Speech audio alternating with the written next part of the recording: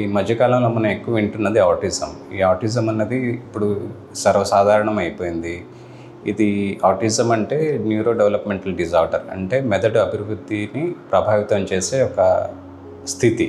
ఇది ఎక్కువగా చిన్నపిల్లల్లో వస్తుంది. 18 నెలల నుంచి 3 ఏళ్ల లోపల డయాగ్నోస్ చేస్తాము. దీని లక్షణాలు ఇవి ఏంటంటే సరిగా మాట్లాడలేకపోవడం, టైంకి మాట్లాడలేకపోవటము, eye to eye contact maintain చేయలేకపోవడము, మనం చెప్పే పనులకి రెస్పాండ్ అవ్వకపోవడము, వాళ్ళల్లో వాళ్ళు ఆడుకోవడము, వాళ్ళల్లో మాట్లాడుకోవడం జరుగుతుంది. యూజువల్గా దీనికి కారణాలు ఏంటంటే జన్యుపరమైన కారణాలు ఉండొచ్చు, లేదా బ్రెయిన్ డెవలప్మెంట్లో అబ్నార్మాలిటీస్లు ఉంటే రావచ్చు, లేదా ఇంకా క్లియర్గా చెప్పాలంటే ఎల్డర్లీ పేరెంట్స్లో ఎక్కువ చూస్తాము. ట్రీట్మెంట్ యూజువల్గా 4 పార్ట్స్లో ఉంటుంది. ఎక్కువ పేరెంట్ కౌన్సిలింగ్, చైల్డ్ కౌన్సిలింగ్ జరుగుతుంది. వీటిలో ఏంటంటే స్పీచ్ థెరపీ ఉంటుంది, ఆక్యుపేషనల్ థెరపీ ఉంటుంది, బిహేవియరల్ థెరపీ ఉంటుంది, అండ్ మెడికేషన్ థెరపీ ఉంటుంది.